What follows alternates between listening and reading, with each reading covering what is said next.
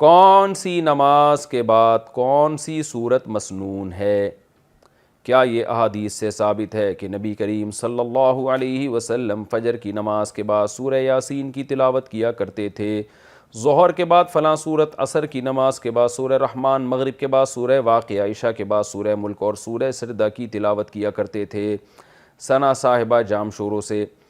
دیکھیں، فجر کے بعد سورہ یاسین پڑھنا، اس کے بارے میں جو حدیث ہے بہت ہی سند کے لحاظ سے کمزور ہے، باقی حدیثوں کا بھی ہے کوئی سند کے لحاظ سے مضبوط نہیں ہے، البتہ سورہ ملک پڑھنا رات کو یہ صحیح حدیث سے ثابت ہے، اور سورہ واقعہ کے بارے میں بھی ایک حدیث ہے کہ فاقے سے بچنے کے لیے، اس حدیث کی میں نے تحقیق کی تھی لیکن محدثین کا بڑا اختلاف تھا اس میں، کسی نے کہا صحیح ہے، کسی نے کہا ضعیف ہے، تو میں کسی نتیجے پہ نہیں پہنچا، لیکن فضائل میں اتنا چل جاتا ہے، بہت ہی کوئی صحت کے اونچے معیار پر پہنچنا ضروری نہیں ہے۔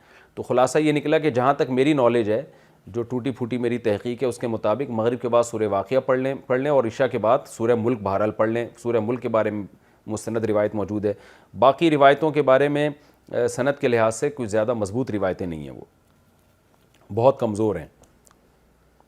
سورہ بقرہ کی فضیلت حاصل کرنے کا طریقہ، سورہ بقرہ سے زندگی میں برکت ہوتی ہے کیا؟ ایک ہی وقت میں سورہ بقرہ پڑھنے سے برکت ہوتی ہے یا 10 دن میں تقسیم کر کے بھی پڑھ سکتے ہیں؟ ثنا صاحبہ جام شوروں سے پڑھ لیں، جتنا اللہ توفیق دے، ایک دن میں پڑھیں تو زیادہ برکت ہوگی، 10 دن میں تقسیم کر کے پڑھ لیں تو 10 دن میں پڑھ لیں، جتنی اللہ توفیق دے۔ نفلی چیزوں میں کوئی بہت اللہ کی طرف سے پابندیاں نہیں ہیں، حسب توفیق، جتنی اللہ آسانی کے ساتھ آپ کو توفیق دے آپ پڑھ لیں۔ دعوت کی وجہ سے نفلی روزہ توڑنا، اگر نفلی روزے میں کوئی کھانے کی دعوت دے تو کیا روزہ اس نیت سے توڑنے اور بعد میں قضا کرنے کی گنجائش ہے کہ میری یہ نیکی چھپی رہے اور کسی کو پتہ نہ چلے؟ صبغۃ اللہ، اس نیت سے تو آپ نہ توڑیں کہ لوگوں کو پتہ چل جائے گا، کوئی بات نہیں، پتہ چل جائے کہ آپ کا روزہ ہے تو کچھ نہیں ہوتا اس سے۔ ریا ایسی چیز نہیں ہے جو خود بخود چپک جائے انسان کے ساتھ۔ البتہ کسی کا دل رکھنے کے لیے نفلی روزہ توڑنا جائز ہے۔ کیا ایک آدمی نے بڑے اہتمام سے آپ کے لیے کھانا پکایا تو مسلمان کا دل ہے، خوش ہو جائے گا، آپ جب کھانا کھائیں گے اس کا تو وہ خوش ہو جائے گا، تو اس نیت سے آپ روزہ توڑ سکتے ہیں، لیکن بعد میں قضا کرنی پڑے گی، یہ خوب اچھی طرح سمجھ لیں۔ تو ایسی سورہ یاسین قرآن پاک کا دل کیوں؟ سورہ یاسین کو قرآن پاک کا دل کیوں کہا جاتا ہے؟ اس کی کیا وجہ ہے؟ شمائلہ سبی سے شمائلہ صاحبہ نے پوچھا ہے، جی یہ بھی پوچھا تھا بیچاری خاتون نے، رمضان سے 2 مہینے پہلے پوچھا ہوگا، جواب اب مل رہا ہے ان کو۔ جی سورہ یاسین کو قرآن پاک کا دل کہا گیا ہے، جس حدیث میں، ترمذی کی حدیث ہے، امام ترمذی نے اس حدیث میں لکھا ہے کہ یہ حدیث غریب ہے، لیکن دیگر جو محققین ہیں انہوں نے اس حدیث کو بالکل ضعیف قرار دیا ہے، اور بعض نے تو بالکل موضوع قرار دیا۔ تو موضوع قرار دینے والی بات تو تھوڑی مبالغہ لگتی ہے، لیکن ضعیف بہرحال یہ حدیث ہے جس میں آتا ہے کہ سورہ یاسین قرآن کا دل ہے، اور ضعیف بھی بہت زیادہ ضعیف حدیث ہے۔ تو اب جب کوئی کسی چیز کی فضیلت میں ضعیف حدیث ہوگی تو پھر اس میں علماء کی 2 رائے ہیں۔ بعض علماء کہتے ہیں کہ اس سے کوئی شرعی مسئلہ تو ثابت ہو نہیں رہا، لہذا اس حدیث کو بیان کرنے میں کوئی حرج نہیں ہے، فضائل میں ضعیف حدیث بیان کی جا سکتی ہے۔ اور بعض علماء کا موقف ہے کہ نہیں بھائی، فضائل کے باب میں بھی احتیاط کرتے ہیں کہ جی حدیث صحیح ہی ہونی چاہیے۔ تو اس میں ہمارے ہاں نا غلو بہت ہے۔ بعض لوگ کیا کہتے ہیں، کسی نے سورہ یاسین کی فضیلت میں ضعیف حدیث سنا دی تو بعض لوگ ان کے خلاف کلپ بنا کے ڈال دیتے ہیں، یہ دیکھو ان کو تو پتہ ہی نہیں حدیث ضعیف ہے اور نبی پر بہتان باندھ رہے ہیں، اور دیکھو ان کے پاس علم نہیں ہے۔ تو یہ بھی جہالت کی بات ہے، ضعیف حدیث اور موضوع میں فرق ہوتا ہے۔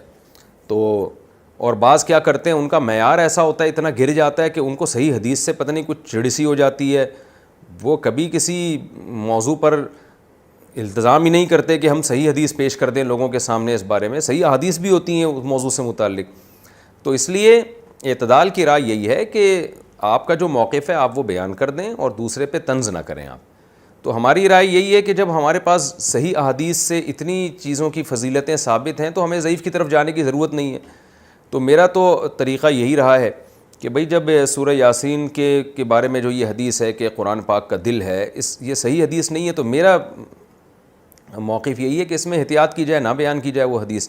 لیکن اگر کوئی عالم یہ حدیث بیان کرتے ہیں ممبر پہ سورہ یاسین کی فضیلت میں، تو ان پہ طنز نہیں کیا جا سکتا، کیونکہ کوئی شرعی مسئلہ نہیں بیان کیا جا رہا، کیونکہ سورہ یاسین کا مضمون بہرحال اتنا جاندار، اتنا شاندار ہے کہ اس ضعیف روایت کی تائید اس سے بہرحال ہوتی ہے کہ اس کے مضمون کو جب آپ دیکھتے ہیں تو لگتا ہے کہ یہ واقعی قرآن پاک کا دل ہے. اولم یر الانسان انا خلقناہ من نطفۃ فاذا هو خصیم مبین. نبی کے پاس ایک شخص جو ہے نا قبر کی بوسیدہ ہڈی لے کر آیا اور کہنے لگا اس میں جان کون ڈالے گا. سورہ یاسین میں اللہ نے آخری رکوع نازل کیا کہ یہ انسان جو آپ کے پاس ہڈی لے کر آیا ہے یہ دیکھتا نہیں ہے ہم نے اس کو منی کے قطرے سے بنایا, اور آج یہ ہم پہ اعتراض کر رہا ہے کہ اس بوسیدہ ہڈی میں کون جان ڈالے گا.